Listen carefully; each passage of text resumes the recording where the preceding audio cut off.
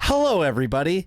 It is November 30th, 2023, which is the day before December 1st.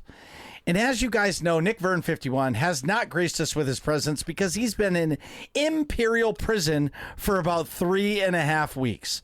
But he's here today as our guest on the show. It's like he's meant to be on the podcast. Hey, I'm Marcus. I'm Atrax. And I'm Nick. We are working class nerds. Cue the intro.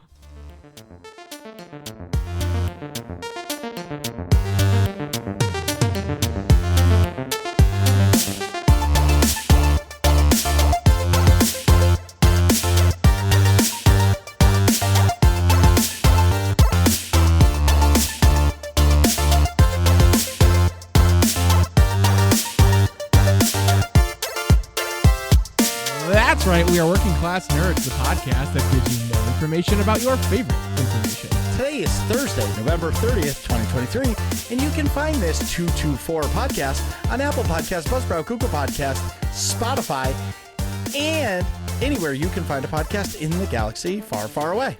You can also find every single Working Class Nerds episode on YouTube. Just search for the Working Class Nerds podcast or go to youtube.com/@workingclassnerds. Click on playlist, click on Working Class Nerds, and boom! Every episode, past and present, right at your fingertips.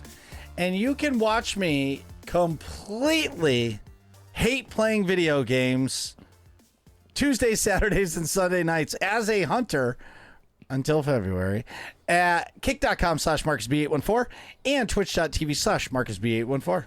You can watch me play video games Friday nights at 9:30 p.m. Eastern. Twitch.tv/A_Atrax. And you can listen to Nick do schoolwork on Monday nights from 8:30 p.m. on at Twitch.tv/NickVern51. You can catch Doritos' amazing announcement in the Discord. Oh, yeah.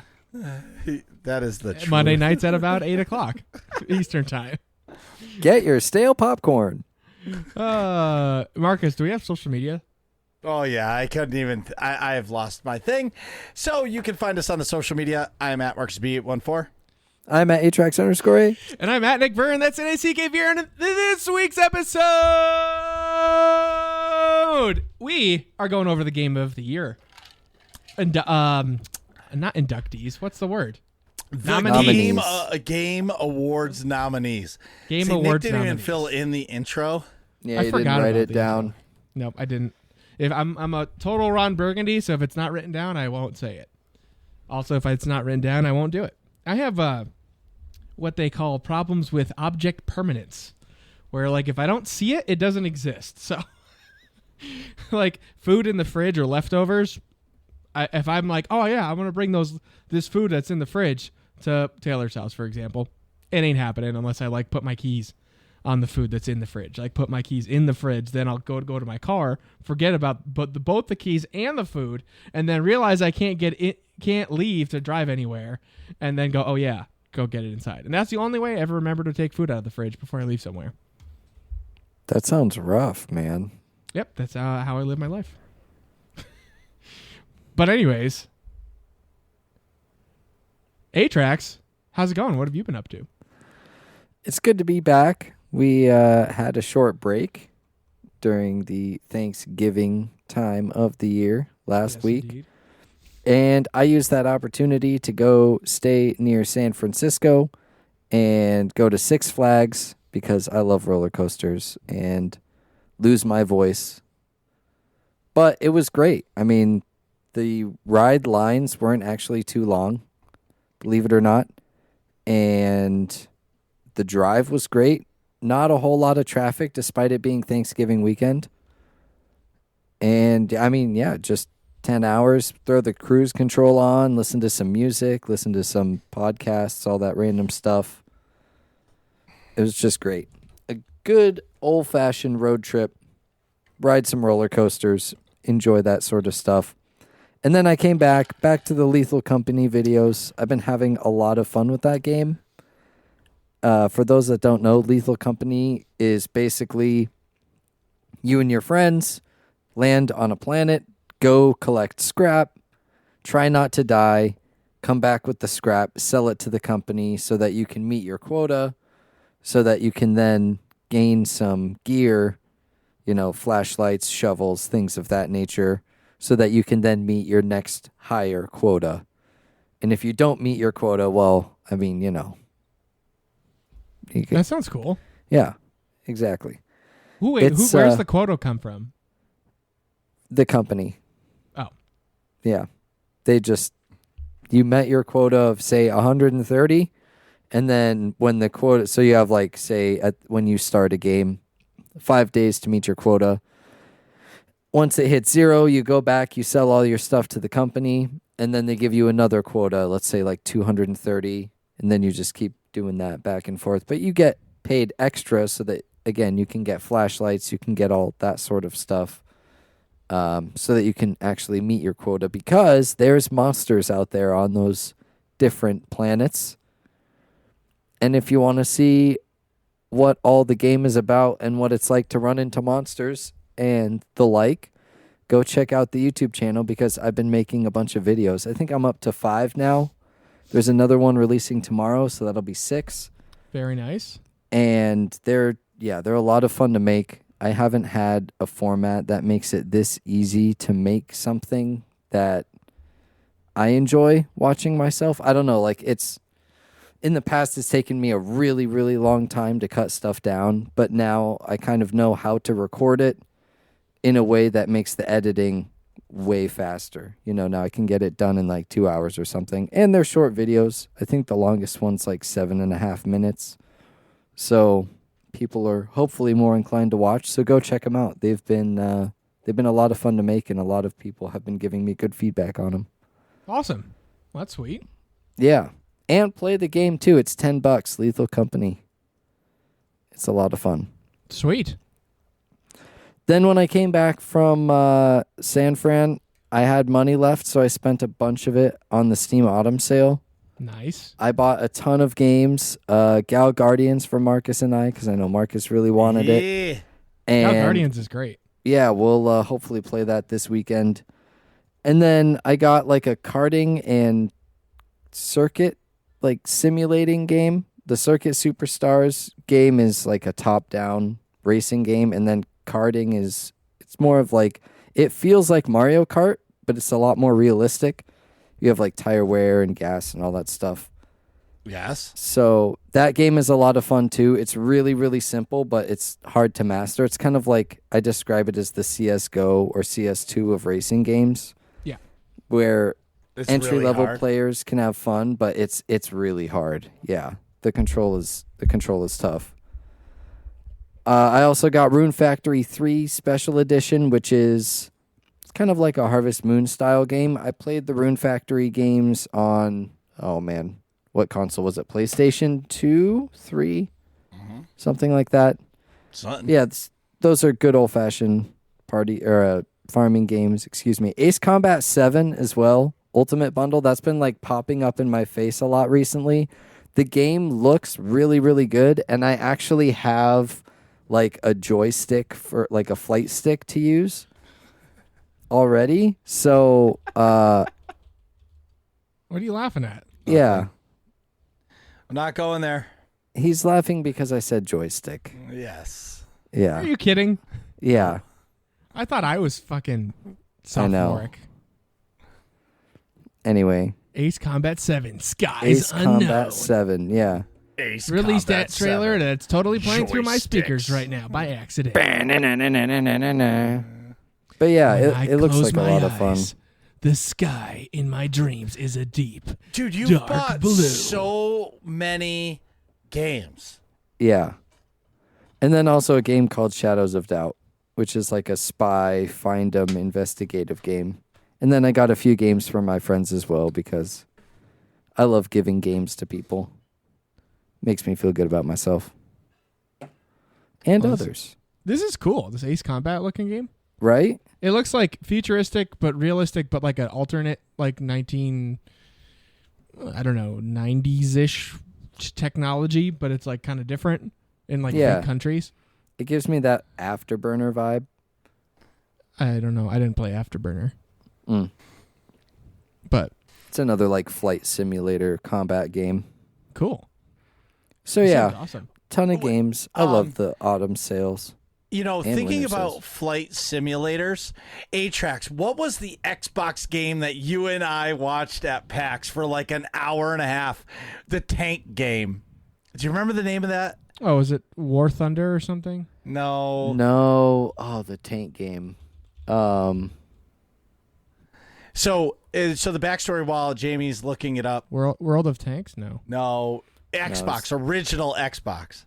Oh yeah, okay. Now I know what you're talking about. Hold on. All right, so A-Trax and I were walking through the halls at PAX. Armored Warfare?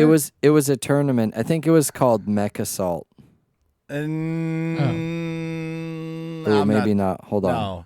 Anyway, well, I'm going to tell the story. So Nick and Feta were off doing something, and A-Trax and I were walking down this hall, and we looked down. Steel Battalion. Steel Battalion, that's it. And we look into this room, and it said tournament with a sign, and A-Trax is like, what kind of tournament? Let's go in. I was like, let's go. We go in. The room is like dimly lit.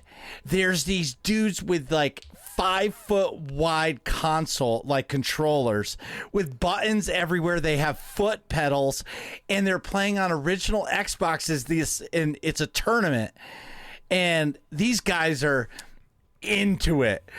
Dude, A-Trax and I sat there, and we were like, oh, we'll watch for a few minutes. And he asked me at one point, he's like, you want to get out of here? I was like, let's watch a little bit until the end. So we watched till the end of this match, this round, and then they're like, okay, in the finals is this. And A-Trax looks at me. I'll never forget. He goes, well, we can't leave now. It's the finals. And I'm like, no. Dude, these guys were into it. And all of the consoles, all of the stuff is all provided by PAX. Yeah. It was so cool because like you can tell like these guys played this game hard when they were younger. Yeah. Yeah. Like, in order to eject, you have to push the eject button. In order to start the tank, you have to push the button to start and like pull the joystick, and then like to shift into gear and stuff. Yes, and then in order to engage like the turrets, you had to engage it. If you wanted missiles, you had to engage it, and like dude, it was wild. Yeah, so I Googled it real quick. It was two.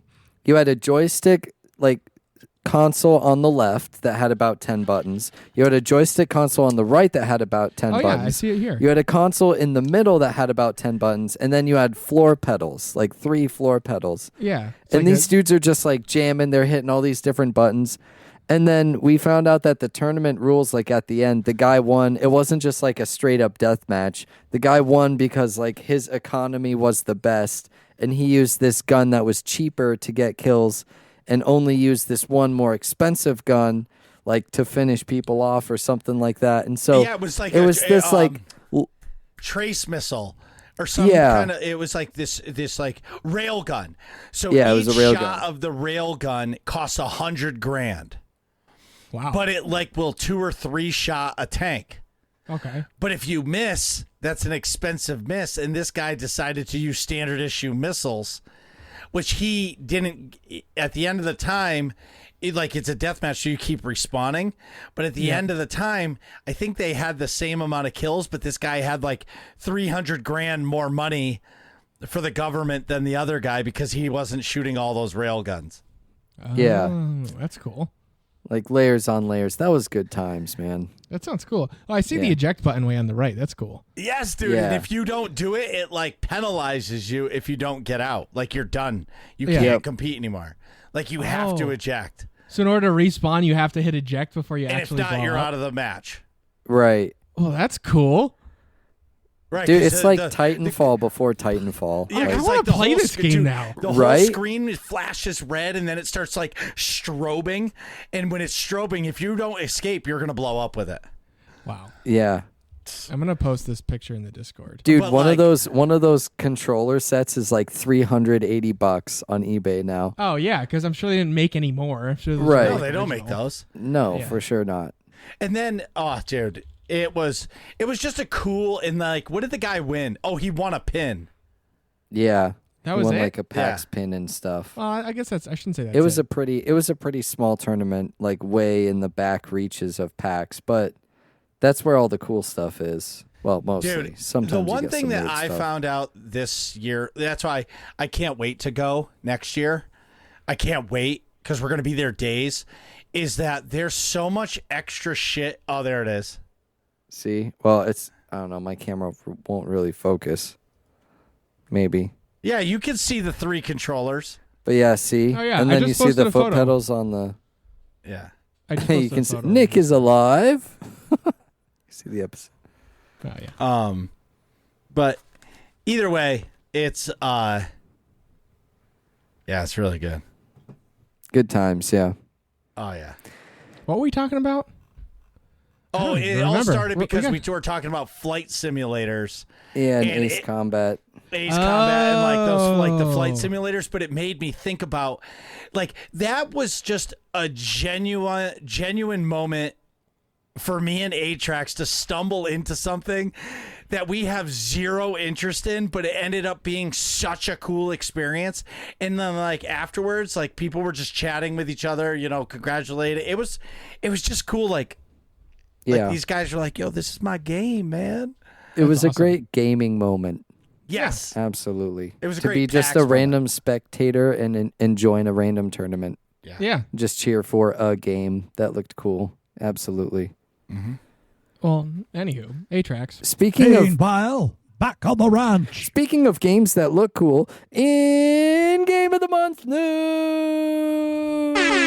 news, it is technically still November. Woo, yeah, let's go. It is technically still November, but this is the first episode for December because when the episode releases, it will definitely be December. Yep. So for the month of December, the Working Class Nerds will be using the Game of the Month segment to reflect about their Game of the Year. Next episode, we'll talk about how Game of the Month originally started, because it started this year, and we'll talk about past games of the month and that type of stuff. And then all throughout the December, we'll be talking about our personal Game of the Year. I'll take an episode, maybe Nick will take an episode, Marcus. We'd love to hear from all of you throughout the month. And then at the end of the month, we can talk even more about the official Game of the Year, because it'll probably be announced by then, I'm Yeah. sure, by the Or- last episode in December. Can I tell my Game of the Month? I've been waiting. Can I tell everybody Yeah. my Game of the Month? Game of the Year. So we're So- talking, I'm going to give a quick intro and then you can give your. So we're talking Game of the Year for this particular year. It doesn't have to have come out this year, but it's our Game of the Year, as in the whole year. We thought about this game, we played it, or whatever. Just, it's our Game of the Year. Marcus? So, 2 things. So, my contribution to Game of the Month this year will be I will be streaming this game 1 day a week, whether it's a bonus stream or it's on one of my nights.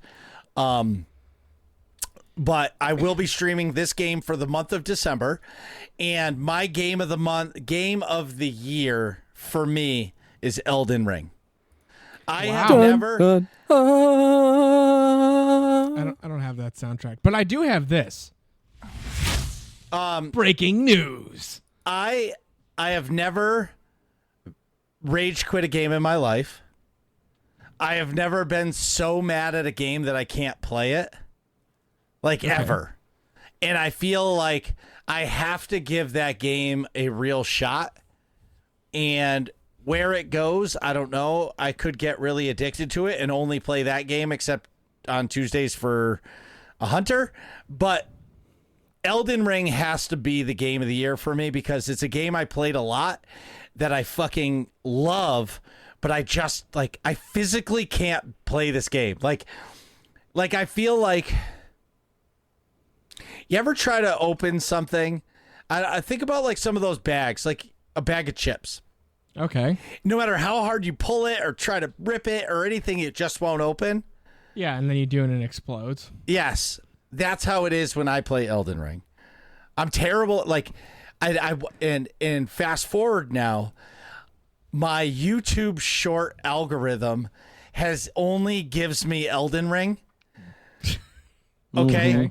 So now and here's the thing is it's kind of unfair because those videos are so beautiful and crisp and clean. Like my game doesn't look like that game. Like the Right. videos, they're so upscaled and they're like perfect. My game, and I have a pretty high power rig, does not look like that when I'm playing the game. Well, something ain't right then. That's weird. Yeah. Turn up the settings or something. It's on ultra on everything. Huh. It's weird. Yeah, it's weird. Unless maybe I'm not using HDR and I got to figure out how to turn that on my monitor. Could be. Because like those Elden Ring videos are gorgeous. Unless it's just the iPhone screen is just beautiful. Well, that's definitely the case also. You have a newer one-ish, right? Yeah, I think I have a 12 Pro. Well, you Yeah. would hope that your computer screen would offer a higher resolution than your phone. Well, it does, but I don't know. The Elden Ring, or maybe I don't know. It just doesn't look. It doesn't look like that. They're like crisp, but they're also zoomed in a lot of times too. I don't know. Yeah, and you can also apply certain effects to make it look smoother and stuff. Yeah. Either way, that's my game of the month and game of the year. Game of the year for Marcus, Elden Ring. I think. Well, I at first I was thinking of the prompt like, oh, did the game have to come out this year? I think just game of the year like that I enjoyed the most. Yeah, it doesn't have to have come out this year. It's just like for 2023, the game that would describe you that like you jammed with the most, your game of the year. That would be The Witcher 3 Wild Hunt. Witcher 3. Yeah. I played that like not recently. That was like the beginning of the year more, but that game is probably the best RPG, like single player action RPG I have ever played. And that's my favorite game genre. So it's like, how can I not pick that game? Yeah. I think I played, I can't remember. My mouse's DPI is set to 3200. I can't remember a game that like I jammed so many hours into, like so effortlessly. Besides maybe Skyrim back in the day, like when I was in like high school and had nothing else to do, or middle school or whenever it was. I think high school when it came out. But like, it's just really, really well crafted. Like the parts of that are like particularly good are the aspects of a single player action RPG that I enjoy the most. Like the really interesting side quests and like the looting system is rewarding feeling, and like the armor sets and weapons upgrades all feels rewarding. It's like, you know, especially once you start doing like the Witcher school gear sets.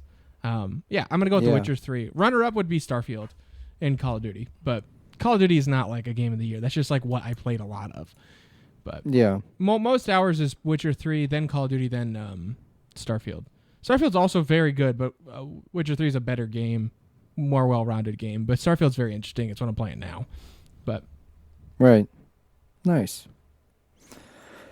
I think my game of the year has to be Counter-Strike.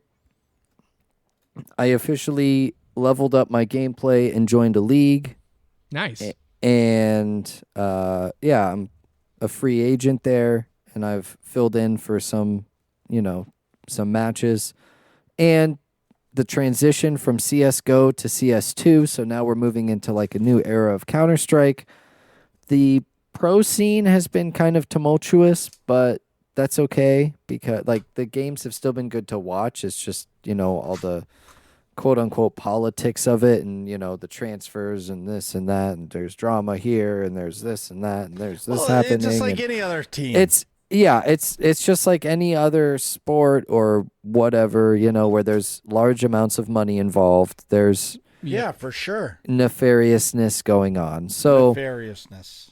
right. So for the actual game, I've enjoyed it. A lot of people were upset with the Counter-Strike 2 launch. I have had nothing but good experiences for the most part. So that's going to be my game of the year. Good. I was just going to say the game's amazing. Yeah. It's a lot of fun.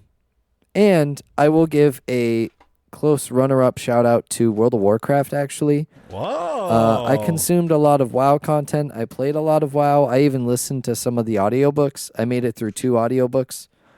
So, large shout-out to WoW. And I'm still kind of keeping track of it. It's just, I don't know, the current state of retail and like Dragonflight, there's just too much in Dragonflight. And Classic is fun, but I hit the wall with the group content and I couldn't find a group that fit my schedule. So I don't know. We'll see. We'll see what happens. If I can convince certain people, like, some friends or whatever, to get involved and at least try it out for a month or 2, then maybe we'll see what the next year brings. But yeah, close shout out to WoW, but definitely Counter-Strike 2. And if you in the community want to get involved and tell us your game of the year, again, it doesn't have to have come out this year. It's just what game you feel describes your year, what you played the most, what you watched the most, enjoyed, whatever. Let us know in the Discord. We would love to hear from you. Marcus, how you doing, man? I was a lot better Tuesday than I am today. Why's that? Goldie finally got his way. And I never ever thought it would actually happen. So in Destiny, there's a class in the game called the Hunter, and it's the worst fucking class ever. Ooh, that's the first time. Because it has the only legitimate jump. It's just terrible. They're like you know, I don't know how else to explain it, but they're like a paperweight. They die. They're fast and they can dodge and they have really good offense. But their survivability is terrible.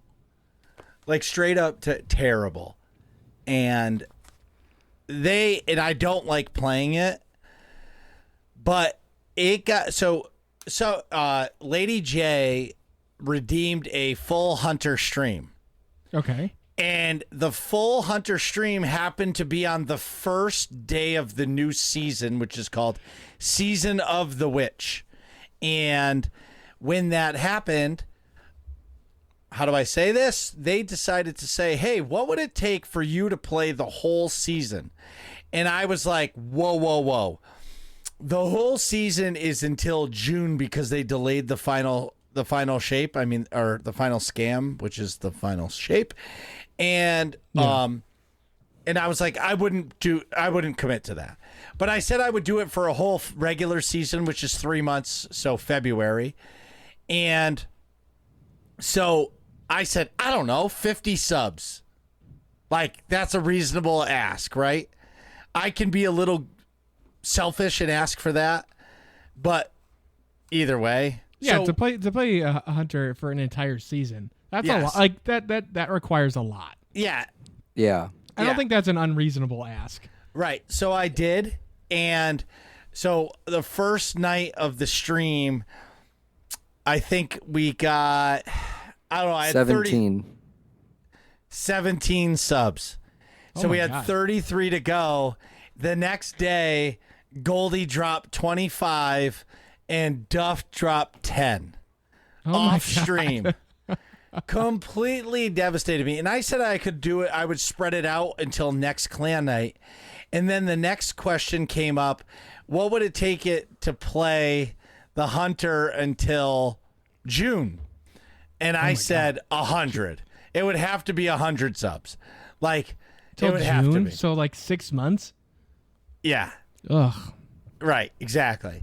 But, if that's what they want, that's what they get. So, either way, Goldie got his way. The Munter season is here. It's munting season. Goldie asked me to change my name in the Discord, which I'll do it until the weekend. It's Munter B814. Yeah, it's perfect. It's dumb. No, that Anyway. sounds fantastic. Yeah. Well done, Goldie. Bravo to you. No, it sucks. So,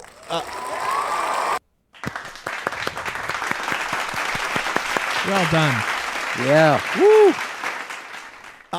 Well done, Goldie. so I've been having last Saturday. Wait, who else? And Duff. Who else donated? And Doritos. Doritos. And Doritos. There was a Thank bunch. you, Goldie.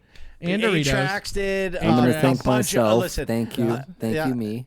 There's a bunch of people. Anyway, Thanks, everybody. Last Saturday, I did kind of like a special event, another one. I've been having a lot of fun playing SWTOR again.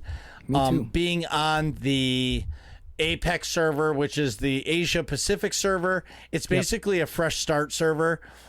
I'm having a lot of fun because you don't have any money. You don't have anything. No, like, you don't have any of your legacy perks unlocked. So you're basically starting off from scratch.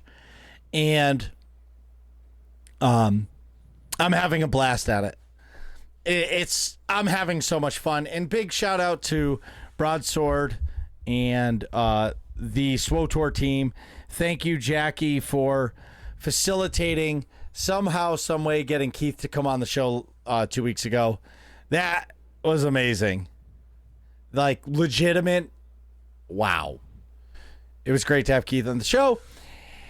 And my last thing, like I mentioned before, I am completely hooked on Elden Ring videos. I'm going to play the shit out of that game. You know, I said to myself when I came downstairs, I'm like, oh, the podcast isn't going to be long tonight. As soon as we're done, I'm going to play some Elden Ring because I'm legit. The only thing I don't know what to do about it is I'm 12 hours in and like I've already done stuff. When I play again, should I start over? Like re-roll a character? Probably, I would say so. But I'm going to pick the same class. Right? Like I'm going to be a samurai again. Why don't you just like pick the best class in the meta to make it easier on yourself? I did. Oh. The samurai is really good. It's a great starter Samurai's class. good. Because you get good armor. The katana they give you does a shit ton of damage to start. Okay. You know what I mean? Like, it's a great starter class. Okay. Yeah. I don't know what any other class would be to say. The videos soldier. I watch. Soldier's good. So I could do that as well. Or I was thinking about doing a ranged class. Soldier would probably be your style. Because you're a Titan, so you want a bunch of health and armor. You know? Yeah. That would be my assumption. I don't know. I feel like that would be you. Or I do a ranged, and I feel like that is a little more forgiving, and I'm sure FromSoft is like, fuck you ranged people. You're gonna get demolished at range. But I feel like The downside to being ranged is that you're really, really squishy. So you don't have a whole lot of health. Right. Yeah, I feel like that would not be good for you, Marcus, because that's like I'm imagining it's like That's more dodging. yeah, more and like similar mechanics to Horizon Zero Dawn. Where you're like either I'm assuming it's like spells or something or like a bow and arrow at range or like throwing daggers or something. Yeah. Either way, it's like precision while dodging like Horizon Zero Dawn. well, I don't know. Do you have to aim your bow staff to shoot your like things? Probably. I don't know. I think you can lock on. I didn't do ranged. Yeah.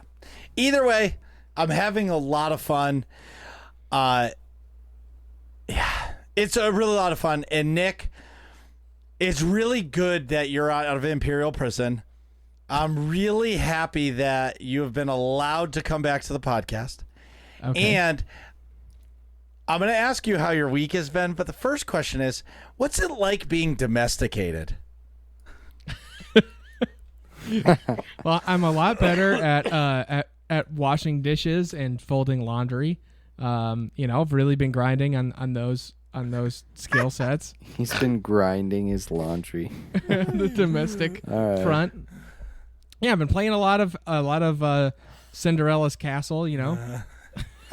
I don't know. I was trying to think of what sounded like a video game name, but no, things are good. I'm just really busy between Thanksgiving stuff. Well, I had World Cup, Thanksgiving stuff, like then class things. I had like a big project I had to do, and then, which was stupid. It was like record a thing, whatever. Anyways, I'll get into that in a second. And yeah, it's just been a lot, but I'm happy to. I'm happy to like be on the backside of Thanksgiving because now I have some more free time, which is nice. But before I get into my but in all of your free time, you're in Imperial Command, so you really don't have free time. I have free time. I didn't have a lot of free time like between World Cup to Thanksgiving. It was like every day I had to like sprint around at work and after work to do things pies. like set up. Yeah, make four pecan pies, which is not that It's a hard. tough life. Yeah, I had to like a hard knock life for Nick. us. I had to take the frozen crust from the grocery store, put it in the oven for 5 minutes, take it back out, and then take all the ingredients for the pie filling, mix them together in a bowl, and then pour them into the pie crust, and then put them back in the oven for like an hour. Wow. And then take them out and then let them cool. It was a lot. I basically put in a shift as Gordon Ramsay. And that's what you missed Monday night, chat. No. that was one night. Yeah, that was the right before Thanksgiving. That was pie night. But I was actually at your house that night. Yeah, Marcus swung by. I forgot what for. Something. Drop something off. Bring you the Xbox? No, I picked it up. I don't remember what the hell you came over for. Something. Probably to eat one of the pies. Beer. Oh yeah, you were picking up beer. Beer. From Treehouse. Yeah. Nice. Speaking of that, I was just gonna say I'll wrap up I'll do my first bullet point last, I guess. Streaming and stuff has been hard with class because I have a lot of stuff due like in the first half of the week, which is very annoying. I guess I'll talk about this now. Yeah, I really don't like the program that I'm in, and I'll tell you why, just to get into like go down a school rabbit hole for a second. So like this class, it's online, and I'm in a master's program in healthcare management. Is the title. But the problem is they have rolling admission. I'm like, okay, cool. That worked well for me. But they don't tell you online anywhere like what the actual structure of the classes are going to be like. Like how many things, what types of assignments do you have? Like, is it asynchronous totally, or do you have to log in at a certain time? Like, are you working by yourself? Do you have to work with people? You don't know any of that. So I asked the program director before I like hit the big red button to pay several $1,000s to enroll in the course, right? Like, hey, like, can I find more information about this stuff? And she's like, oh yeah, like I can meet with you one-on-one. And of course, with my schedule, I was about to leave for World Cup and stuff. Like, that was chaos. So I was like, I don't have time to meet up, but. And she's like, okay, but I'll also tell you information at this orientation thing. And then the orientation thing didn't tell you any of that stuff either. So I was like, okay, well, whatever. I guess I'll be able to log in a few days. And I pressed the big red button to pay. And then I found out that like you have to, it's way more involved like a regular class than I had been sold on originally from like the stuff it showed online. Online it was like it's totally asynchronous. You can work when you want. It's like it's set up to accommodate people who work full time and all this stuff, but it's completely not. So like for example, you have a discussion post, you have to read some stuff, post a discussion about it, your opinion on what you read. That's due on Wednesdays. It opens up Sunday, due on Wednesday. Okay, that makes sense. Then you have to respond to 2 people at least, but sometime before the next Sunday. I'm like, okay, that's reasonable. But in the rubric, in order to get full credit, you have to log in 4 times or more on 4 different days during the week in order to get full credit. So really what that means is, no, it's not just 2. You have to log in 4 different days of the week and post something on all 4 days in order to actually get full credit every week just for a discussion post. So like, I would not have signed up for the course if I knew that was going to be a requirement. Because as you know, for my schedule, I don't have that much time. So like, I can cut out I can devote like 4 or 5 hours on like Mondays and Fridays or something, or like in a couple hours here and there on the weekend, sure. But I don't have that much that many chunks of free time to actually sit and log in with everything else going on. On top of that, originally online it says like, oh yeah, it's totally asynchronous. That's completely not true, because in the second and third week of class, while I was in World Cup, I was supposed to be working on a group project that was a presentation where you had to like narrate stuff over the presentation. So I signed up for a group, and when I signed up, there was 5 groups, call it, and 3 out of the 5 already had full. You can only have 4 people in a group. So there was one group left that had 1 person in it and one group with nobody. And I was leaving for World Cup the next day. So I was like, all right, you know what? Screw it. I'm just going to sign up for the group with nobody in it and just do it myself. And I did before I left. So, and then emailed the professor like, hey, I'm not going to be able to get on a computer for the next 6 days. So here's my project. And I had to do it by myself just because. And I didn't know that this was going to be a group project until I already paid the money. So it is what it is. What So did you get for a grade? Like a 98. Perfect. Fuck them. There you go. Well, yeah, I'm still going to take the course, but I'm not staying in the program. Like they already got me, right? They already duped me into the roughly $3,000. So like you can't take that back at this point. By the time I realized what it, would you do? there's so like for TK427, aka Taylor, she has 2 degrees online from Capella, for example, and they're set up like, well, honestly, it's really budget friendly. Like they don't have, most schools do it where you have to pay per credit that you take. It's like a X amount per program for the number of credits you're taking. But Capella, it's like just by billing period. You can take however many classes you want in a billing period. But so like you can take like 5 classes, 6 classes and get it done, your degree done in like a year and only pay for the 2 semesters or whatever. But the course structure for Capella is it's completely asynchronous, meaning you don't have to interact with anybody at all. The professor really is only there to like grade your stuff. So you will just like write papers, write discussion posts, and you just post it and then submit it and then it's done. So you can like write 6, 7, 8 papers and finish a class in like a week or 2 days or 3 days or whatever. If you just like have the time to do the assignments, which that's like what I thought I was signing up for, where it's like, hey, you have this assignment, and this assignment due this week, go. It's like, okay, great. But that's not the case. That sounds a lot like where Doc teaches that structure. Mm-hmm. Like they have certain classes have a set time you have to be like log in at 1:30 on Thursday for a class. But a lot of times for him, he does his discussion post and he posts his discussion. It's just a video. Yeah. And then it goes through People and then respond. Respond and then he grades it. And then like if you're a day late, it's 10 points. 2 days late, it's 30 points. If you're 4 days late, it's 50 points off. Like you can have 100%, but if you're 5 days late, you're getting a 20% on your paper. Yeah. Right. You know, the lateness. Yeah, that makes sense. Right. So I understand. So basically will your credit from this class transfer to whatever you do next semester? Probably not. Oh, that's whack. Well, I mean, I haven't explicitly looked into it, but yeah, I'm pretty doubtful. Usually those types of things don't carry over. Sure. And also, in hindsight, if I did it again, I would probably not go for a master's in healthcare management. I'd probably go for an MBA, so master's in business administration, which is better to have the broader degree because then you can put a focus on that in like healthcare stuff or something like that. Sure.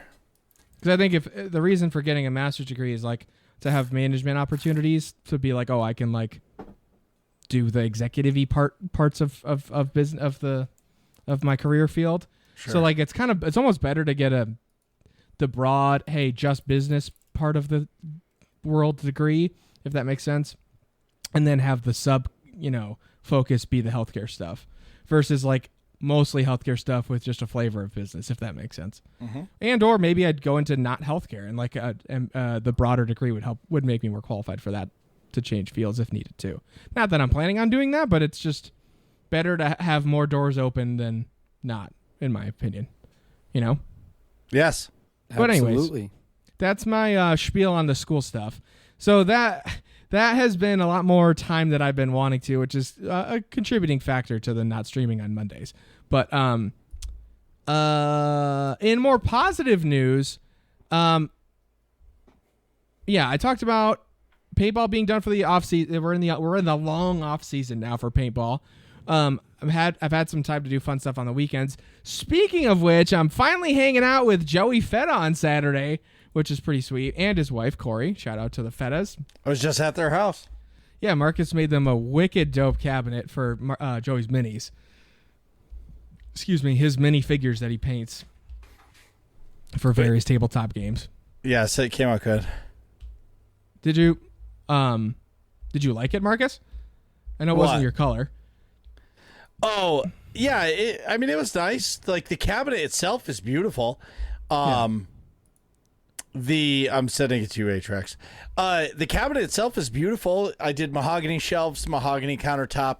I mean, the cabinet's beautiful, right? The color is not for me, but that's the nice part about building this shit. I could care less. Right.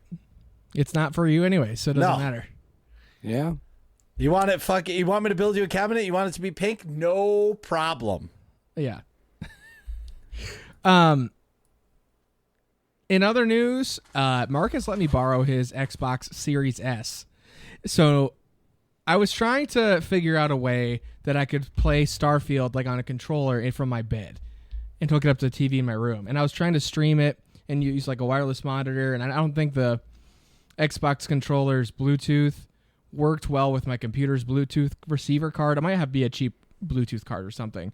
Or I saw online that you can buy an adapter also. So maybe that's the case. I need that adapter, but I was getting input lag. It wasn't working right. So Marcus let me borrow the Xbox Series S, especially over Thanksgiving, because I was spending like 5 days in a row at TK427's bunk in the Death Star, if you will. And and I was able to just play there, and all my saves carry over perfect. So like I logged into my Microsoft account on the Xbox. So now when you log in, you can either log into Nick Vern or Dirty Muffin Man. And then from there I didn't even have to pay for Starfield a second time. I could just download it because I'd already bought it through the Microsoft store. Right. And then so that downloaded, installed, all that stuff. And then it's like, okay, hey, when I hit start, it said, okay, we're syncing your save files. So it pulled my save files from my PC, loaded it up onto the Xbox, and I just picked up right where I left off. It's fucking awesome. That is sweet. I thought that was really cool. So I was gaming on the couch.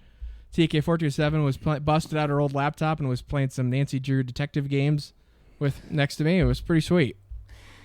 Well, having this, and what's nice about the Series S or even X, they're small, so it's easy to transport. Yeah, like I threw it right in my backpack, like with a bunch of other stuff. It was no big deal. And it's a lot easier. Like you could use your laptop and run Starfield on your laptop. Yeah, but then I have to plug the laptop into the TV. Like this, that's what I'm saying. It's just an extra step. It's just like set and forget. You're good, you know. Well, granted, set and forget, but I'm taking it back and forth. Like I just have a HDMI plugged in the spot at TK427's bunk on the Death Star, and then I have one in my bedroom also, so I don't have to bring the HDMI back and forth. Perfect. It's perfect. Yeah, it's super convenient. Yeah, it's wicked convenient. It's literally one tiny power cord, a wireless controller, and the system, in the system, which is big. Which is like half the size of a PS5. Yeah. Oh, at least. Way better. Probably a third of the size, honestly. Right. And here's the thing, too. It's like, honestly. And, two, and you're an RPG guy, so, like, you get into Starfield, that's going to be the only game you play until you beat it. Yeah. Essentially, or you might have some Call of Duty or some other, like, quick fix game mixed in, but really, truly, you're playing Starfield until you're done, so it's not like you have I gotta play SWTOR, I gotta play Destiny, I gotta play this, I gotta play that. It's like I'm playing Starfield until it's done. Right. Yeah, and the New Game Plus for Starfield is pretty cool too. Like I got to the point in the story where like I haven't gotten to the New Game Plus yet, which would be like you beat the story and then, New Game Plus. But like I know what happens now and like I know how it's gonna work, which is really cool because it's built right into the story. I don't know. It's really awesome. I'm looking forward to it. I'm going to play that game for a very long time. I wanted to highlight something I came across on Instagram. It's a reel. I don't know if you guys can copy and paste that link in my chunk of the notes just to see what I'm talking about. But basically, it's just like this high school had some sort of esports tournament with like other high schools, and Yeah. like they played it in the gym of their high school, and like the stands are packed like it's a pep rally, and like there's like the lights dim, like you know, if you've been to a hockey game and like they have like the spotlights on the court and stuff for when the players run out. They did that with the esports team. Yeah. It's like the place is going crazy and they're cheering them on, and then they win and the place goes nuts. They charge the court. It was just awesome to see like that kind of energy for like an esports tournament. For You know what I Rocket mean? League. Right? Yeah, it's for Rocket League. Also, I gotta flame this person, Shellasoria. They said not necessarily sport, but it's a great way for some non-athletes to take an active part in school to be supported. Screw you. Esports players are actually athletes by definition, so Yeah. screw off. Yeah, was that like a comment on the Instagram reel? Yeah, it's a comment on the Instagram. Yeah, but see, Forget that's it. It's probably a bot anyways. well, even if it's not a bot, it's somebody that doesn't understand how actual hard it is to play some of these games. But it's like, it's so backhanded. Oh, it's not a sport, but it's a great way for non-athletes to take an active part in school. I understand that. Screw off. Well, yeah, but I understand. So, but I do understand. Like, an athlete to me is somebody that is running and jumping, not sitting in a chair. You know what I mean? It's definitely esports. Actually, Atrax is the one who turned me really onto it. Like, I used to watch the StarCraft ones, and I was just like always like mid about it. But after watching all of that CS:GO, even the Dota 2 tournaments are just mid to me. But like when you watch those the CS tournaments, you're like, whoa. And then going to PAX and there's like two people and it's like a 1v1, and the line that people play it, and you're just like, what the fuck? And it's crazy. Yeah, I think the shooters are a lot easier to, or like a Rocket League, for example, games that are the most approachable but have like the biggest skill gap from like starting to the top. It makes I think those make like the best esports games to play, and that's probably like why some of the other sports are the most popular, right? Like soccer, for example. Like anybody can pick up a soccer ball and kick it around at the net, right? But like, clearly not everybody can play at the professional level. Not everybody can be Cristiano Ronaldo, who was the best soccer player ever. Sorry, Messi. No, I disagree with that. I definitely think Messi's better. But my point being, you can relate to the concept of it, and it makes you appreciate how ridiculously good the pros are. So like when they're competing, and it's like, oh my god, I can play this game, but nothing like that. That looks like a completely different thing that they're doing. Yeah. So like I think that's what makes it like esports. People can play Rocket League. Oh sure, I mean Rocket League's literally like soccer, but or like shooters, like people can run around and play a first person shooter, but like not at the level that the pros do, Yep. So it makes it compelling to watch. So yeah, that was cool. I just want to highlight some cool esports stuff. And also on Black Friday, I bought, actually Wednesday before, it was the new egg sales, but I bought another monitor. So now I have 3 monitors. I have a flat vertical one. The second one I bought is also curved. Excuse me, my main monitor is curved, so I bought another one that's curved over here, so I've got like the curvature continues. Are they all the same one? They're the same size. No, they're different brands? Yeah. Okay. Yeah, my actual one wasn't on sale. It was like $100 more, so I was like, I'll just get another 27. It was honestly like $110 for a 27-inch monitor. Wow.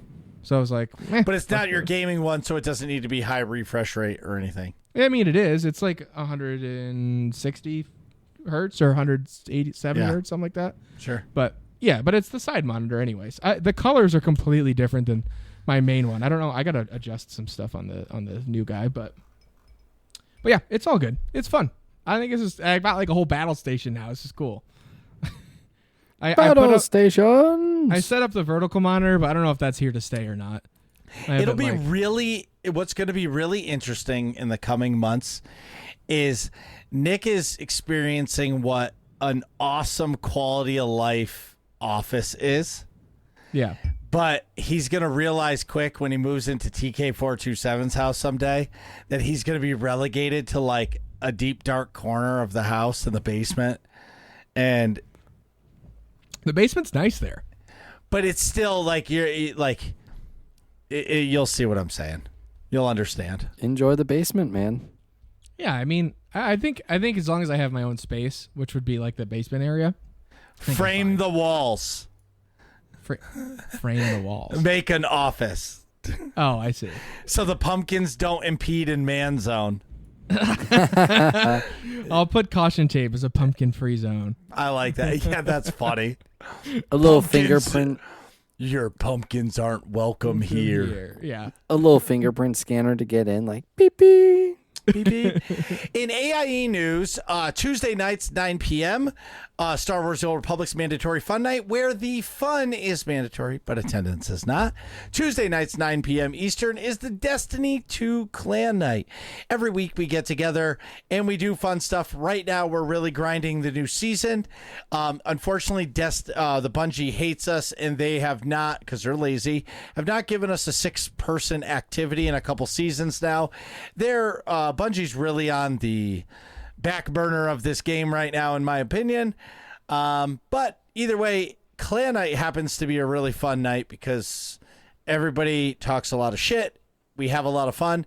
And then we always end Clan Night with a private PvP match, which even if you don't like PvP, it's actually really fun. And I say that because it's fun for me, but if it's not fun for you, it sucks. Anyway, Saturday night as well, Lord of the Rings Online with Mei Lung, friend of the show. He starts at 9 p.m. Eastern, and he calls it Saturday Night Lotro. If all this sounds fun to you, go to aie-guild.org, get our Discord information at the top right-hand corner of the screen. Click it. Come into the Discord. You will see all the main games that we play. Click on the games you want notifications for. Get in there. Have some fun. Ask for a guild invite in any of the games that we play because we would love you. And go ahead. Sorry, Nick. So currently, Nick is going to be writing on the board 1,000 times because he's in trouble that these were the droids he was looking for. So we'll be right back.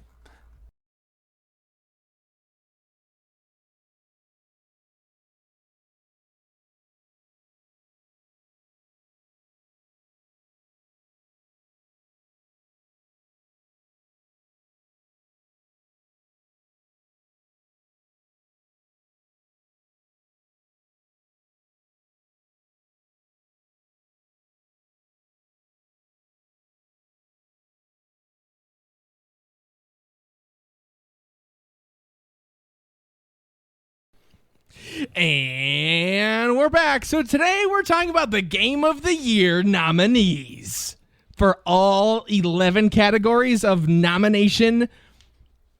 I don't even know. I was going for a word that rhymed with nomination. It's Game of the Year. We're going to go over 11 of the topics that we've picked. There's a lot. There's a lot more than 11. Yeah, but there's a we ton of picked them. out. I'll start us off. I'm gonna actually scroll down because I really want to talk about this. You guys can start with the top. Let's leave Game of the Year for last. All right, Yeah. so I'm gonna start. We'll start at best audio design. This one has best audio design. This one has. I have a very strong opinion on it.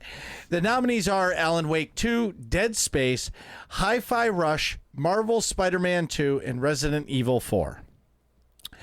I know what you're going to say. I'm going to say Dead Space right away because that is the scariest fucking audio ever. When I played that game with no audio, the game wasn't terrifying. Yeah. Playing that game with that audio is terrifying. Yeah. Makes sense. Yeah. I think that's going to be the game I buy on the holiday sale. Yeah. On the winter sale for Steam. Yeah. That's what's up. I don't care what about all the other games. I don't care how good their audio design is. Nothing is like Dead Space to me. I gotta watch some Alan Wake 2. I haven't seen much of that. See, that'd be a Everybody good says game it's for really you to good. play. You know, well, it's because I'm playing Starfield right now, though. I don't want to switch. Yeah, but it's only like a 10-hour game. Alan Wake isn't long. It's a survival game, though. No, I also never played the first one. Oh, The first one's really good. I think I actually, so fun story about the first Alan Wake. That is one of the few games that my mom enjoyed watching me play Wow. because it was kind of done like episodic. It was a thriller, like not super intense, but kind of, spooky and whatnot. And she would always ask me, "Oh, are you gonna play? Gonna play some Alan Wake?" Yeah. You want to watch? Yeah, sure. So that's kind of a fun little memory with the original Alan Wake. I haven't played the second one, but I've seen quite a few people play it. It looks really good. Yeah, I gotta check out some let's plays or something, and like see the shtick for the first one, like what the deal is. Because everybody says it's obviously it got nominated a bunch of times here, Mm-hmm. but Yeah. next one is innovation in accessibility. Diablo 4. What does this mean? I'll explain in a second. Forza Motorsport, Hi-Fi Rush, Spider-Man 2, Mortal Kombat 1, and Street Fighter 6. So basically, they've adapted accessibility controllers, and they've done things in their settings of the games for people who have disabilities. Oh, okay. yeah, like being able to That's cool. use, Yeah, whatever. whatever. Gotcha. Like Right. audio cues or narrations, things like that. Now, the only one I actually know about No, is I Mortal. think maybe that, yeah, but like I think it's even like control schemes for like Yes.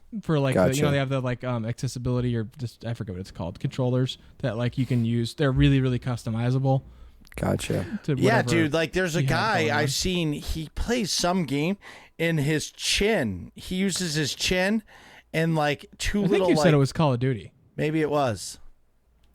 But I know Mortal Kombat 1. Now I don't know any of the other games, but Mortal Kombat 1 really like went above and beyond to make it accessible for people. That's cool. Oh, that's good. That's a fun. I love the Mortal Kombat games. Those are fun. Yeah. Looking up all the fatalities and stuff. Fatality. Flawless victory. Friendship. Liu Kang wins. Speaking about friendship, best community support. Oh, yeah. That's a good one.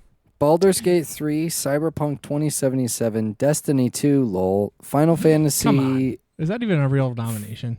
14. Yeah, it is. It really is. Final Fantasy 14 or No Man's Sky.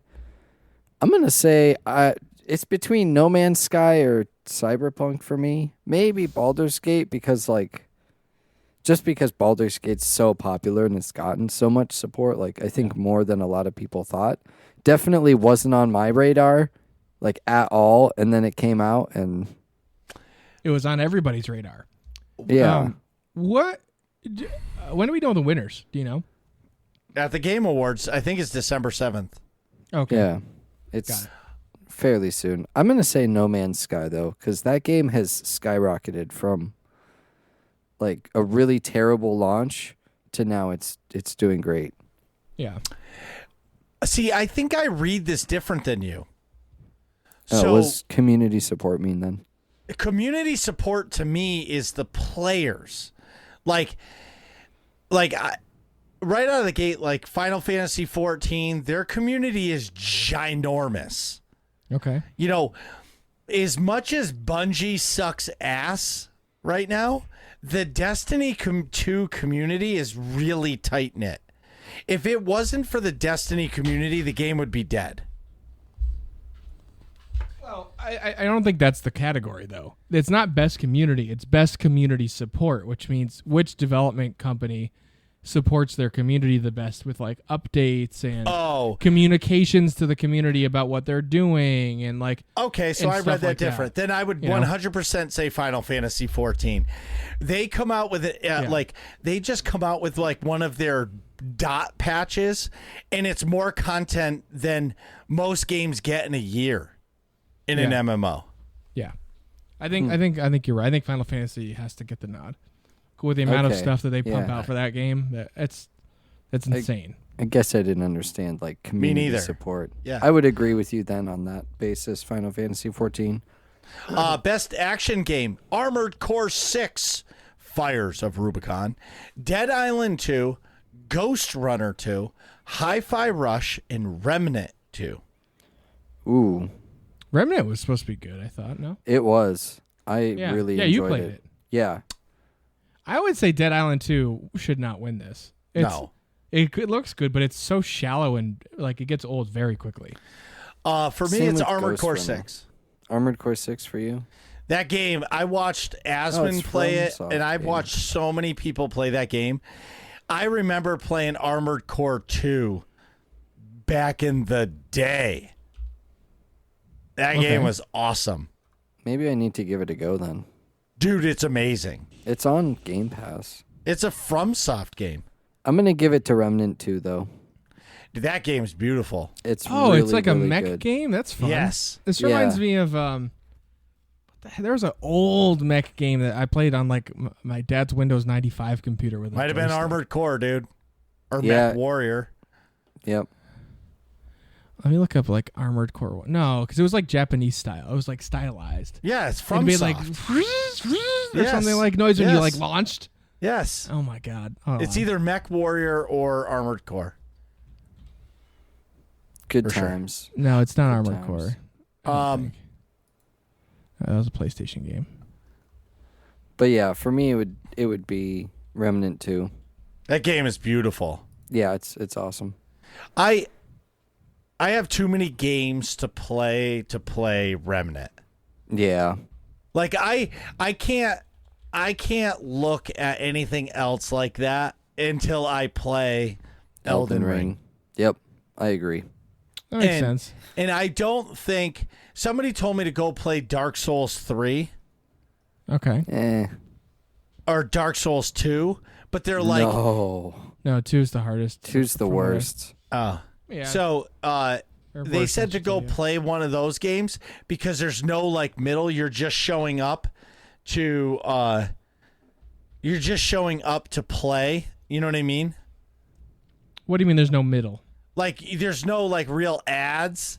Like you're not exploring. You're going from point A to point B. Like it's a hallway to get to the boss. Yeah. But you can stop exploring and just follow the I don't know. It's kind of Anyway, if you wanted to, you could, but I would say I would start with Elden Ring. Just play Elden Ring. I want to so bad. Best action and adventure game: Alan Wake 2, Spider-Man 2, Resident Evil 4, Star Wars Jedi Survivor, and Legend of Zelda: Tears of the Kingdom. Ooh. I feel like it's going to be Tears of the Kingdom. But in my head, I think it's personally it's between Spider-Man 2 and Star Wars Jedi Survivor, and I'd probably give it to Spider-Man only because Jedi Survivors was so poorly optimized when it came out. Like it didn't even run on my PC. Yeah, it was rough. Like that is inexcusably horrible. Like I have a 3080 for crying out loud. Especially from EA. Yeah. Well, that's what EA does. So, like, if you buy FIFA on a PC, you're actually buying last year's FIFA. They don't update the FIFAs for the PC with all the new stuff. yeah. They don't. EA does not care about PC gamers. That's why I'm really excited. Like, I know EA is still the publisher for SWTOR, but I hope Broadsword is its own entity, and they're going to pour their heart and soul into SWTOR. Yeah. I would say, I'd probably say Spider-Man 2 for me. Best action adventure or Alan Wake 2. I played Resident Evil 4. I didn't like it. I feel like Resident Evil, and maybe it's because I haven't played it in a Hello, long everybody. time. You know who lost this it. is. Like they've It's veered Marcus off what it's supposed I need to a be. favor. On 8 They've tracks made it more and of Nick like are a not horror here. I'm game rather ad-libbing than this, like a but I need scary you guys to do me the survival biggest game. favor. I don't know Well, what that dude, is. Go to it's iTunes. supposed to be leave like- us a review. I get that Go to it's whatever kind of a remake, podcast but you're directory following you the get our exact same podcast story. from. Leave us a review. So 5-star when you reviews are remaster wonderful. it, If like you they could do added that a for us, parry that would be mechanic, great. and it We're drives trying to me climb crazy. the dude. podcasting Like, ranks. They to fundamentally be able to changed how go the to the next gameplay level, is instead and we of need keeping your the core help. And we gameplay know and just we like can count on you, nerds community. redoing the graphics and making it look really good. You know, it just I don't know, man. The Resident Evil 4 remake really rubbed me the wrong way. I did not Okay. like it. Did you play Resident Evil 7 or or 8? Yeah, I played 7 and 8. Yeah, Those are I enjoyed them. yeah, those looked cool. I would not play those because I don't like scary games, but I really enjoyed watching them. Those look like really cool games. Yeah, but I get they're what you're fun. saying. Like if you're gonna keep like the story the exact same and do a remake, you want the core mechanics to feel similar. Yes. You know? Yeah, exactly. I can understand that frustration. Yeah, But the world of Resident Evil is cool. I wholeheartdon't agree. I think the lore is cool. Mhm. Have you guys seen any like interesting like scary shows? I don't know if you're into that. I'm not into that. I'm not typically Yeah. either, but like it actually opened my eyes to like some interesting ones. So I forget who it is or if it's the same company, but it's the same team of people that make these shows. And like one of them is a haunting. They're on Netflix. A Haunting of Hill House, I think, is the first one. Then A Haunting of Bly Manor. Hill House, the first one, is like actually really fucking creepy and scary, but I think it's a lot better than Bly Manor. Then the same crew also made the show called Midnight Mass, and I've heard that. Midnight Mass is outstanding, and I think a lot less scary than the other two. Like the other two are like supernaturally. I mean, it's called The Haunting of blah blah blah, but Yeah. Midnight Mass is also, it's more of a thriller, mystery, drama. I mean, they all are kind of like that, but they're set in the first two are set in much scarier contexts. Midnight Mass is outstanding. It's really, really, really good. And then they made another show recently called The Fall of the House of Usher, which I've not watched yet.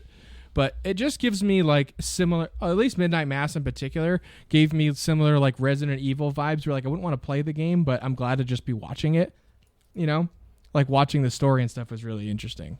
But anyways, that's my spiel. Meanwhile, back on the ranch.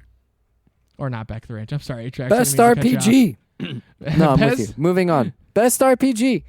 Baldur's Gate 3, Final Fantasy 14, Lies of P, Sea of Stars, or Starfield.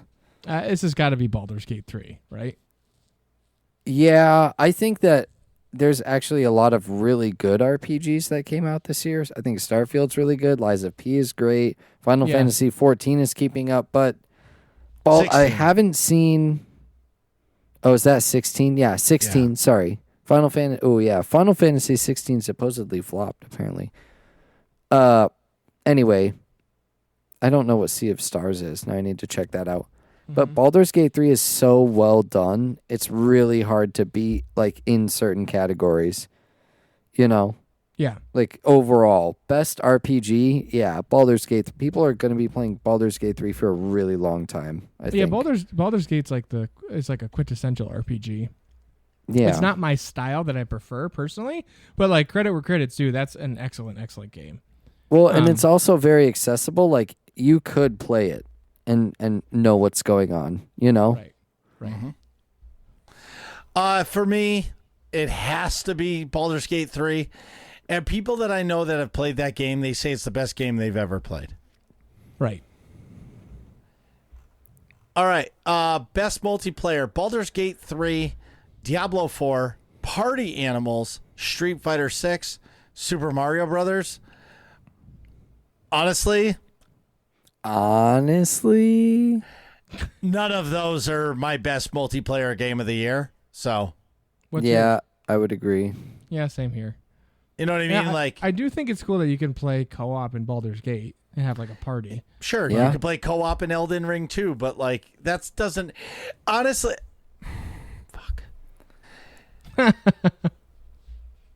Every year's best multiplayer should be Call of Duty. It is the most popular multiplayer game there is. You Yeah. can't get That's a better, incorrect. huh? That's incorrect. What's better? What's a better or more popular multiplayer game than League Call of Duty? Legends, Fortnite, Minecraft, Okay, but those aren't. I guess in my world, Counter-Strike. right? Well, Counter Strike's not as big as Call of Duty. What I'm saying is, you get your old frat boys that were like high school buddies that still play Call of Duty. They wait for the new Call of Duty to drop, and they all buy it, and that's the only game they buy all year. Yeah. You know what I mean? Like, that to me is the best multiplayer every year, because every year people buy that game.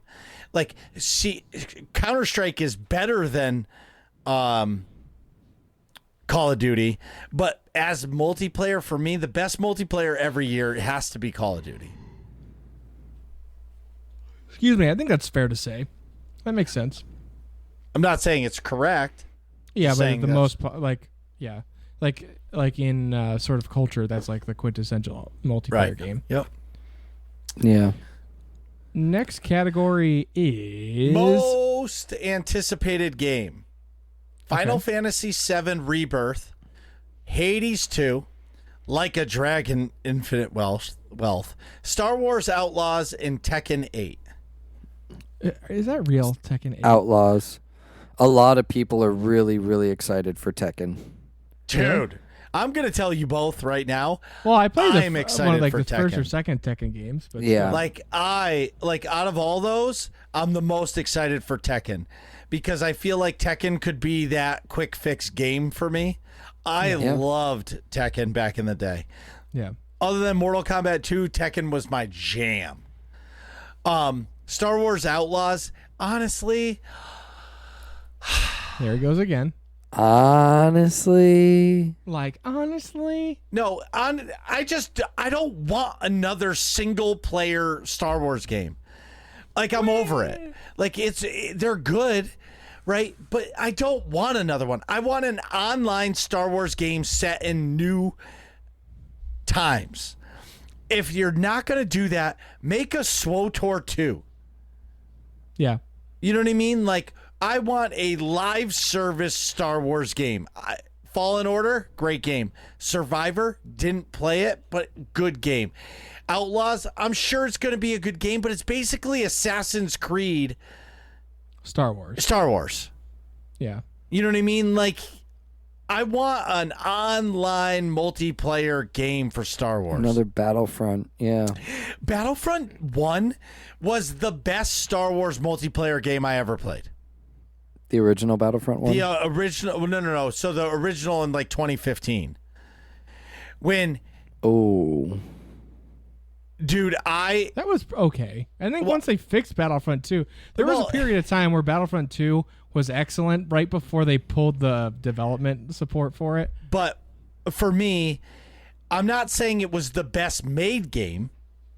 It was my best best Star Wars online game, because it was on the DICE engine, and at that point the DICE engine was the most beautiful engine there was for a first person shooter. One. Yeah. Two, I was underneath Jabba's sail barge shooting people, stormtroopers, droids, all that stuff. In Tatooine, for the first time ever, the nostalgia of playing with your friends when that game came out and playing those iconic areas, that's what I mean. Battlefront 2, it's unfortunate that EA sucks so bad that they ruined it. Did you know that Battlefront is still in the top 10 most downloaded games every month? Battlefront 2? Really? Yeah. Wow. For Like on the Steam? EA app or No, for like Yeah, like the free games, because it's free on Okay. Sony. Whenever it's a Sony game or an Xbox game, it's always in the top 10 of downloads. I don't It know. doesn't. It's- I don't know if it's I'm not- saying this correctly. I don't think you are. I'm confused. Like, it's not a Sony or an Xbox game. What are you talking about? No. So like when Sony gives it to people for free, Oh, on like for like PlayStation Plus and stuff yes, like that. Or Xbox or Game Xbox Pass. does it, or anything like that, or Epic Games, it's unbelievable. The player count is still high. Oh, I see. I'm Yeah. gonna Google this shit. I got you now. do I remember in the slower days of Battlefront 2 when I would play, I would sit in queue for literally an hour. Really? Yeah, dude, it sucked so bad. That sounds terrible. Yeah, it was not fun. There's 1,200 people playing the game. Okay. All right. I haven't heard of Like a Dragon. Hades 2, I know a lot of people are hyped for as well. I'm kind of Yeah. excited for that. But I would say Star Wars Outlaws for me of the Me list too. here. Me But- too. I'm a big single player RPG kind of guy. If enough of my friends get it and want me to play, I would play Tekken 8. I'd buy it and play it, even full price. Yeah, I would play that with you guys for sure. Yeah, 100%. Oh, I'm just waiting for Marcus to finish the Googling. No, I'm listening. Oh. Do you want to talk about the best esports game? The best esports game. Counter-Strike 2, Dota 2, League of Legends. Counter-Strike 2, Dota 2, League of Legends, PUBG Mobile, or Valorant? Counter-Strike 2. Counter-Strike 2. Yeah, I would say so too. The Dota 2 TI was really fun to watch, and League of Legends Worlds was fun to watch. But overall, for the whole year, definitely Counter-Strike. And then going up to the top, best game direction. So who the best director for the game, I guess? Alan Wake 2, Baldur's Gate 3, Spider-Man 2, Mario Brothers Wonder, and Zelda Tears of the Kingdom. My game direction has to be Zelda Tears of the Kingdom. The amount of attention to detail and creativity that comes out of Nintendo for these past two Zelda games is incredible to me. Yeah. I think Baldur's Gate 3 will win it because that game is also like, I haven't seen a level of detail in a game.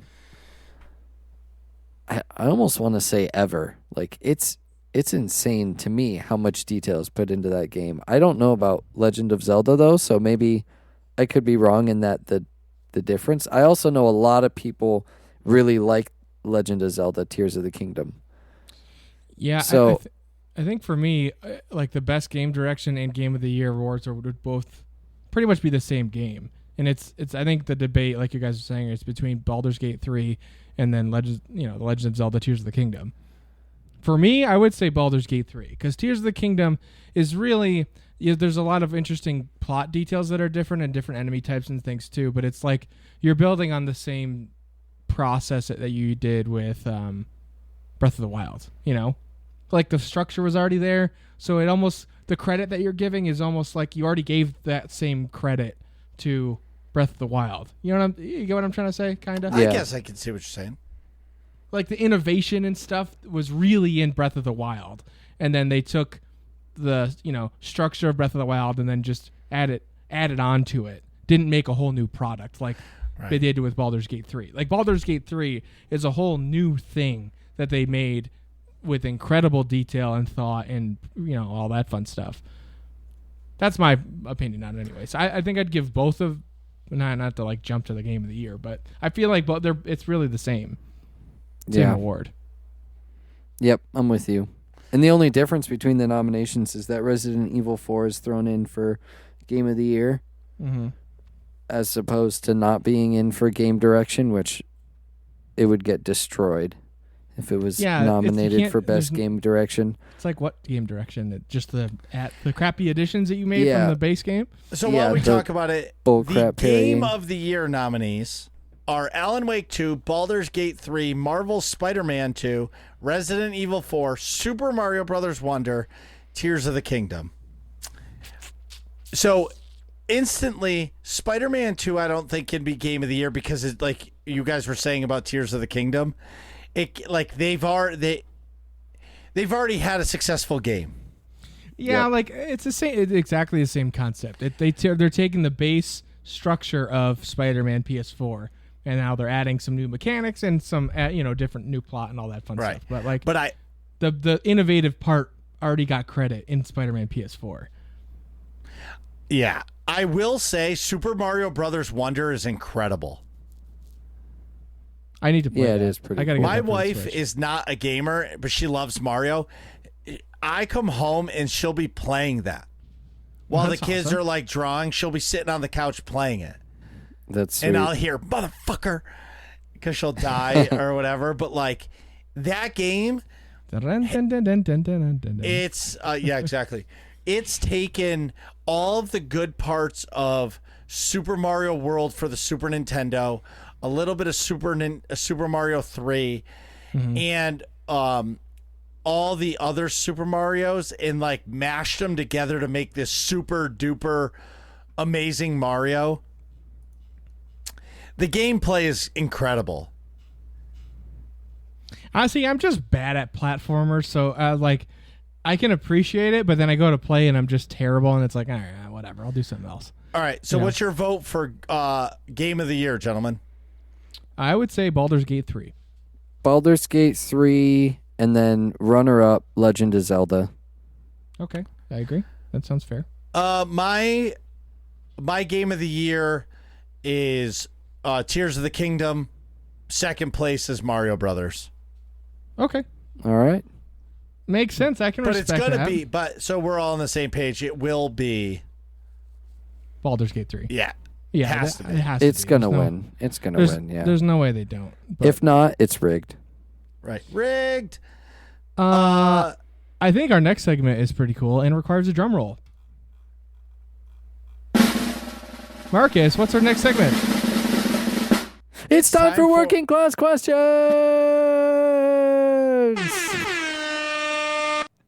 Duft asks if you could steal 1 minute of the award show, what would you say? Go listen to Working Class Nerds.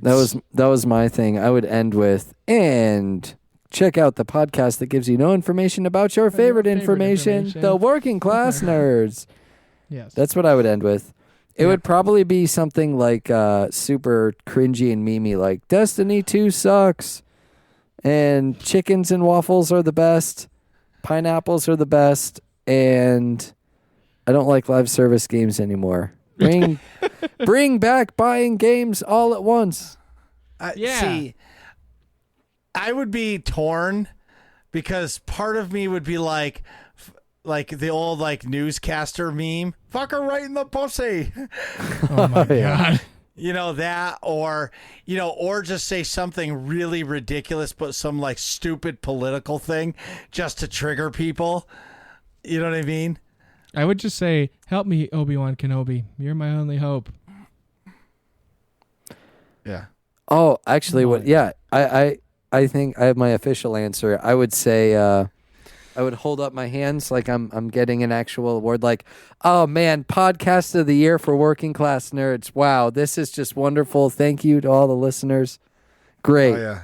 You got to promote the podcast if you get a minute. Yeah, it would definitely be the podcast. It would be shameless self promo to the max. Yeah, but at the same time, or what I would probably act like everybody in the crowd and watching would know who Nick is, because I'd be like, Nick would really want to be here, but TK427 didn't let him get on an airplane to come. That would probably be like my moment of spotlight would be to meme on Nick. It would probably happen. People would be looking at me like, who the fuck is Nick? Who's this idiot? And it would be hilarious to me. I'd That go is up awesome. holding a pineapple or a chicken. Chicken. Or both. Yeah. Or both. Yeah, I think I'd do promotion, but I like your idea better. Just making fun of So-and-so. everybody. Yeah. Yeah. Is there a possibility of a tie in any category? No. Negatory. Nope. This isn't a question, but an opinion. I know Destiny 2 has been criticized for being nominated at Best Community, but to be fair, D2 has an amazing community. Let's remember the Lance Reddick tributes in the Guardian games where were won on his honor. Also, the crazy weekend with all the funny guns. Everyone was having a blast. Lightfall, it's the worst expansion so far, but we have prevailed over it. Well, so I agree with you, Duft. The community is great for the most part, but I don't think that's what they're saying. They made a point in the nomination to say Destiny 2 Bungie. I think Bungie's support for the community is about money and not caring about us. For sure. Who's taking the next section? The next Quinn question. asks, for the new server, what's it feel like to be poor again? Oh, the Apex server in SWTOR, I think it's amazing. Yeah, like I'm I with you. got It's 69 credits and I was like, I can retire. Yeah. Oh, I can fast travel instead of having to walk. No, you can't fast travel. It's like 130 credits per fast travel. You broke. Well, okay, taxi. Oh, that's funny. Yeah. You broke. In all seriousness, how do the new credit syncs feel while leveling from scratch? Are they noticeable or barely there? To me, they're barely there because I haven't gotten to that part yet. I don't have enough credits to sync. I personally haven't either because I'm not spending any credits because really I'm running everywhere I go or just driving my little vehicle around just to get the nostalgia of the way it used to be. Yeah. Makes Also, sense. I think we asked these last time because I remember this question. What's No, your we didn't. favorite thing about leveling new characters in any game? To me, leveling new characters is the best part because when you get to end game, it's the end of the game. Game over. Time to start over. I like when like there's an ability or like skill that you're like looking forward to unlocking or perk or something. Yeah. You're like, man, that's gonna be sweet when I get that. It's like, 30% boost to the type of weapons you prefer using anyways or something. You know what I mean? Yep. Or some cool skill or like I'm trying to think of ones like in my experience, like in Starfield, like getting the lock picking up or like getting my persuasion up really high so I can just like talk people out of anything. That's cool. Right. Or like unlocking all the different mods for guns or space suits, that type of stuff. I don't know. Just like the skills that you unlock, that way you like. There's like one or two you got your eye on. You're like, oh, I'm working towards those. Like totally. Yeah. Yep. I like looking forward to the fun skills and stuff. But the next question comes from Velik. Velik asks, why will you only play on the Republic side? I only have one character on the Apex server, and it is on the Republic side because the community hates me. Yeah. PC Cool Kai's on the Republic side too. So That's that's why I've cool. been playing a lot of Republic. Oh, this thing. Is going no, don't even. All right. Quinn asks. Quinn asks, how did Thanksgiving go? Any cool meals to talk about? I will selfishly go first and talk about my stuff. So, TK427 and I had 3 places to go to. So we went to Taylor's mom's shindig in the morning at like 11. Got to my parents' house for their shindig at like 1:45 or so. Then went to Taylor's dad's shindig like at 5:30 or 6 o'clock or something like that. And it was a marathon of Thanksgiving. How about you guys? The actual day I spent driving, but and this isn't exactly a cool meal, but I'm just going to talk about this meal. I went to Six Flags, as I mentioned earlier, and a burger, 2 bottles of water, and a Sprite was $32. Welcome to California. Yeah. So that was an outstanding meal to me, which, I mean, it is what it is. You're in a park. I get it. But For sure. yeah, 2 bottles of water, a soft drink, and a burger with fries, $32. Rip. Marcus? I love Thanksgiving because I get to stay home and I get to cook all the food. So it's your standard issue, turkey and all the fixings. Yep. I would say anything cool to talk about is the same thing I'll talk about every year is Nick's mom's stuffing recipe is the hands down best stuffing ever. Like the next day I mixed the stuffing with eggs and cheese. That's and what I did too. Oh my God, dude. Ooh. It's like- fucking outstanding. Oh my God. And you Well, put it in the Atrax. pan and like saute it a little bit. That's before exactly, you and drop crisp the it eggs. up. Oh. That's exactly what I did the next day. So- We ate the same breakfast. So my Atrax, power it's- move. Go ahead. It's just for reference, and people listening too, of course. This is not regular stuffing. Like it's got you do use the stuffing like I forgot the company, Stovetop or whatever, Stuffers something. Stouffer's. Stouffer's. Yeah, they're standard issue. Like that's the brand Yeah. for stuffing that everybody buys. But you take that stuff, but you're adding a ton of meat to it. So it's like a pound of ground pork, a pound of ground beef, a pound of like sausage meat or something. I think I forget, and then like a stick of butter. And then the stuffing mix, and then like a bunch of the stuffing seasoning. I forget what it's called. And it's like, and a bunch of sauteed onions too, and celery. So it's like the texture's like meaty. It's like a meat pie filling almost, and it's like you've got all the awesome stuffing flavor too mixed in. And it's outstanding. It's like that is 1,000% my favorite thing to eat on Thanksgiving. I took like almost 2 softballs worth of stuffing at my parents' house. Oh man, that sounds so good. There was and then like a tiny bit of turkey, tiny bit of mashed potatoes, tiny bit of the other veggies, whatever. But So the power move that I did is I took what was left of the stuffing and I freeze packed it and froze it. Yeah. And a couple of the other dishes, I freezed it.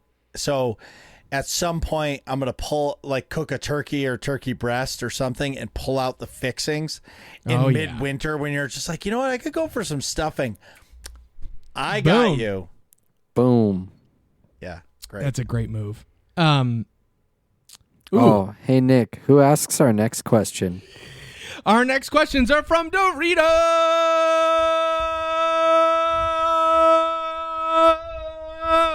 It's Doritos, and Doritos asks, when should Christmas lights start going up at home? Day after Thanksgiving. The outside lights? All of it. I think honestly, it's free. It's free reign after Halloween, but I get it. It's excessively early if you like, because you want to enjoy Thanksgiving also. Let me rephrase. Outside lights the day after Thanksgiving. Inside right after Halloween. Yeah, I think that's reasonable. I think you can set them up, the outside lights like before, but not like be turning them on every night until after Thanksgiving. Roughly, that sounds reasonable. Yeah. I say keep your lights up year round because it's so much unnecessary work taking stuff down and up every single year. Like, don't waste your time. Just keep lights up year round. Enjoy them year round. You know? Yeah, but you don't enjoy them unless you turn them on at night.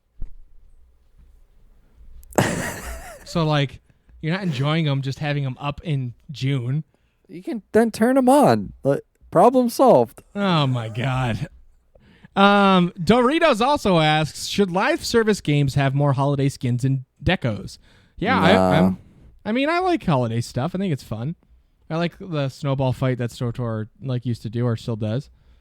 Having them, but like coming out, if it's like a long-term game, coming out with new stuff every single year. That's I true. don't know. That's a lot It's got to be really good. Yeah. You okay. know, or like, yeah, I don't know. It just, how many gift wrap guns do you really need? You know what I mean? And Yeah, Santa I don't costumes really and care. elf costumes. Right. Candy cane swords. Yeah, exactly. Mm-hmm. Dorito, Marcus, what were you going to say? Did you finish the thought there? No, I did. Okay. I don't actually care for in-game events. Okay. Like, I don't Like seasonal in-game events like that? Yeah, like I'll play them.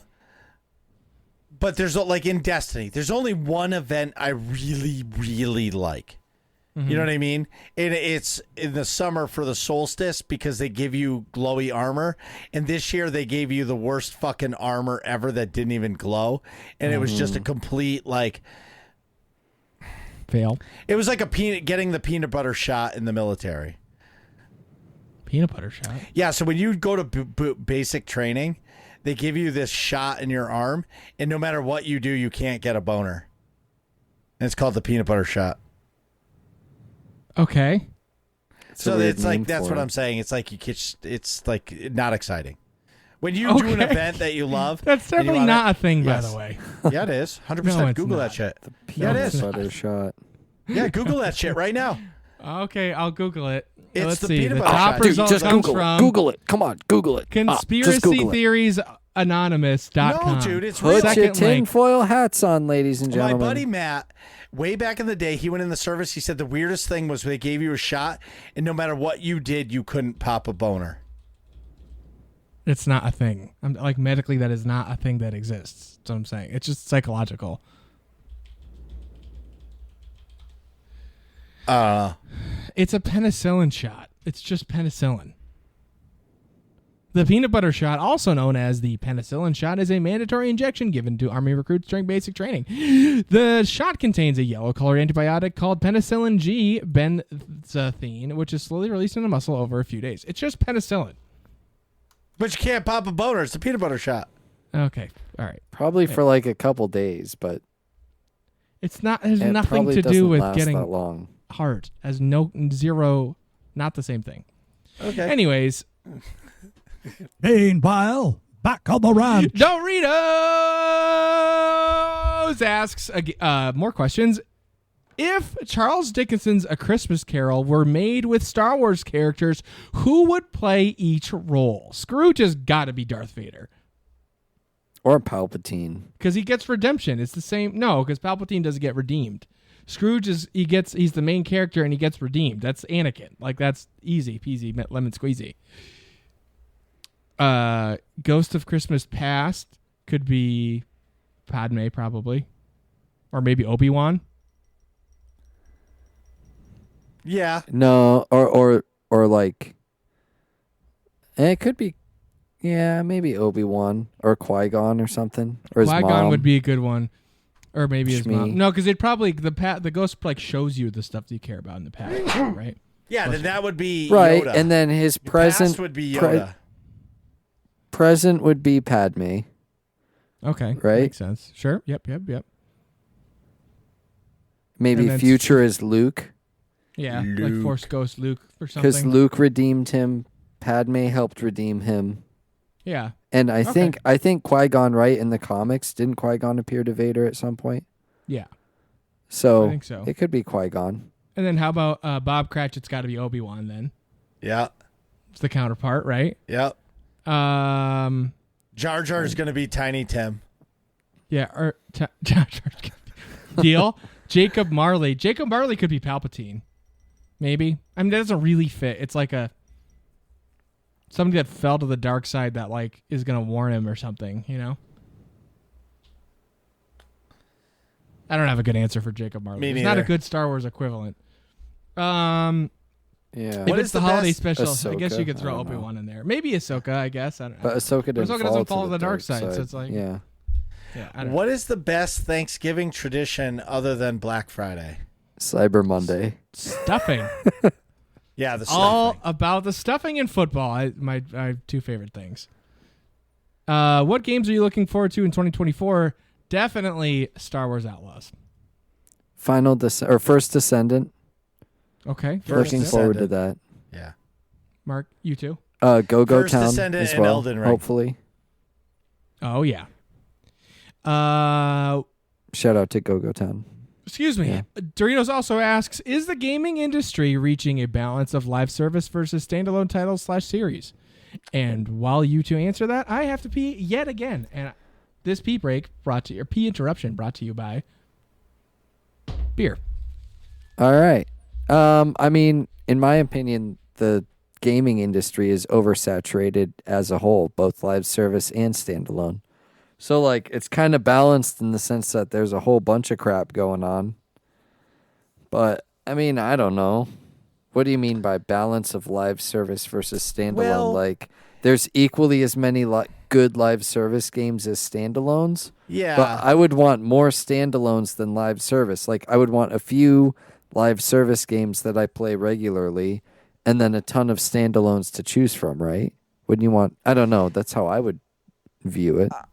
I feel like the live service games are slowly slowing down and the standalone games are coming back. Like the single player games are coming back. I mean, there's still a lot of like multiplayer co-op games, but the live service as a whole, in my opinion, is slowing down.